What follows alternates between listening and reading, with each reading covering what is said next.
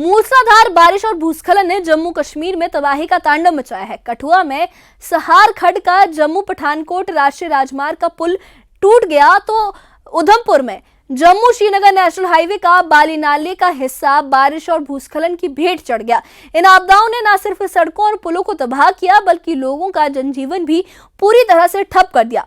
मगर इस अंधेरे में राहत की किरण बनकर उभरे हैं प्रशासन और हमारे नेता। उप मुख्यमंत्री सुरेंद्र चौधरी और केंद्रीय मंत्री डॉक्टर जितेंद्र सिंह ने खुद मोर्चा संभाला है और बहाली के काम को युद्ध स्तर पर शुरू कर दिया है। कठुआ में टूटे पुल की जांच हो या फिर उधमपुर में हाईवे की मरम्मत हो, हर कदम पर कोशिशें जारी है ताकि जम्मू कश्मीर की जिंदगी फिर से पटरी पर लौटे। आइए इस खास रिपोर्ट में जानते हैं कि कैसे कठुआ और उधमपुर में राहत और बहाली का काम जोरों पर है और हमारे नेताओं का इस मुश्किल वक्त में क्या कहना है। देखिए ये खास रिपोर्ट।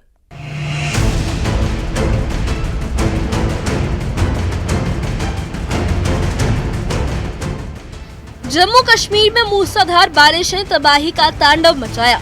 कठुआ में सहार खड्ड पर बना जम्मू पठानकोट राष्ट्रीय राजमार्ग का पुल टूट गया, जिससे यातायात ठप हो गया।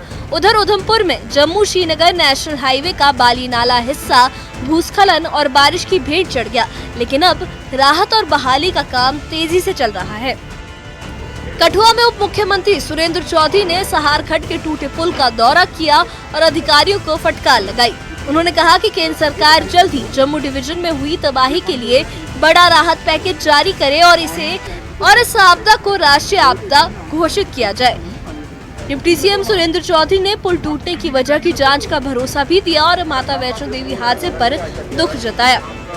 मोदी साहब से यही अपील करेंगे कि उस समय कश्मीर में जब सैलाब आया था तो आपने 80,000 करोड़ का आपने वहां पैसा दिया था और आज हम उम्मीद करते हैं कि जम्मू में उससे भी ज़्यादा नुकसान हुआ है, क्योंकि जम्मू पहाड़ी नाले आते हैं, वहाँ जेलम है, पहाड़ी नाला नहीं, यहाँ पहाड़ी नाले आते हैं और पहाड़ी नाले के आगे जो चीज़ आई वो सारी चीज़ें बह के चली गई हैं। इसलिए यहाँ 80,000 करोड़ से भी ज़्यादा बड़े पैकेज की ज़रूरत है और वो पैकेज इस तरीके का हो कि वो लोगों के सीधा यहाँ से मुआवजे बने और सीधा उनके खाते में आए, ताकि उसमें कोई चोरी बजारी ना हो सके।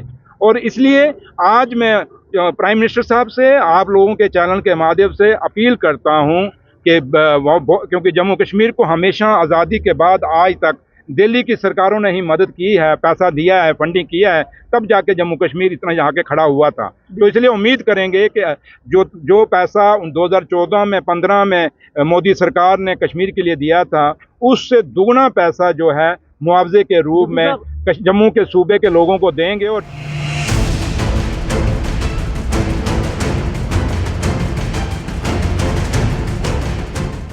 उधमपुर में केंद्रीय मंत्री डॉक्टर जितेंद्र सिंह ने जम्मू श्रीनगर नेशनल हाईवे की मरम्मत का जायजा लिया। उन्होंने कहा कि आज रात से रास्ता जरूरी सामान के लिए अस्थायी तौर पर खोल दिया जाएगा। उन्होंने जिला प्रशासन और पुलिस की तारीफ की जो युद्ध स्तर पर काम कर रहे हैं। बाली नाला में सड़क का बड़ा हिस्सा बह गया था, लेकिन अब मरम्मत जोरों पर है। सबसे पहले तो ये है कि हमारी ये प्रायोरिटी है, इसलिए भी कि नेशनल हाईवे बंद रहा है परसों से और इत्तेफाक से रेल रूट भी बंद है, नेशनल हाईवे भी बंद है, तो जो एसेंशियल सप्लाईज हैं उनके लिए भी रूट बहाल करना अनिवार्य है।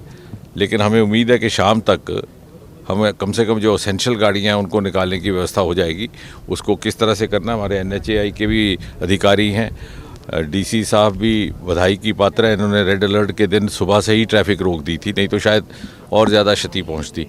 और वहाँ पर भी दिन रात काम चल रहा है, जखानी के आगे भी, तो उसको जिगजैग करके ऐसे हम वार कर देंगे और यहाँ से भी ऊपर की साइड से, ताकि यहाँ थोड़ा वल्नरेबल ज़्यादा है, इसको सपोर्ट रहे। और लॉन्ग रन में यहाँ पर एक ब्रिज की तामीर की जाएगी ताकि इस जगह को हम छोड़ दें।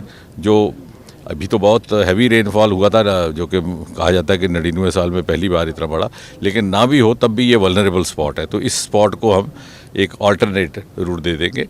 हमारे जनप्रतिनिधि बलवंत जी भी यहाँ पर मौजूद है, सभी यहाँ लगे हैं, DDC चेयरमैन भी, और मुझे खुशी है कि उस दिन कम से कम, हालांकि बड़ी चिंता का एक परिस्थिति बन गई थी, तो हमारे ज़िला प्रशासन ने दिन रात करके वाटर सप्लाई, इलेक्ट्रिसिटी की व्यवस्था करने का भी कार्य शुरू कर दिया। जिन जिन इलाकों में नहीं है, जो पेरिफेरल इलाके हैं ज़िले के, उसमें भी बहाल होने का।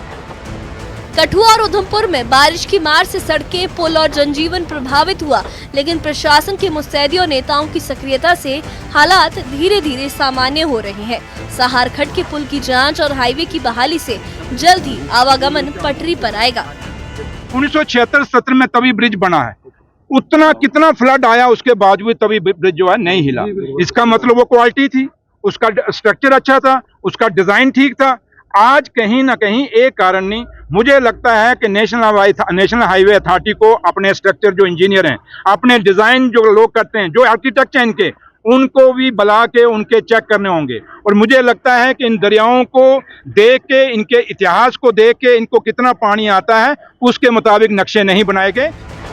जम्मू कश्मीर में प्रकृति की मार के बाद अब बहाली की उम्मीद जागी है। केंद्र और राज्य सरकार के राहत पैकेज और मरम्मत कार्यों से जल्द ही जिंदगी पटरी पर लौटेगी। सबसे पहले तो ये है कि हमारी ये प्रायोरिटी है, इसलिए भी कि नेशनल हाईवे बंद रहा है परसों से, और इत्तेफाक से रेल रूट भी बंद है, नेशनल हाईवे भी बंद है, तो जो एसेंशियल सप्लाईज हैं उनके लिए भी रूट बहाल करना अनिवार्य है।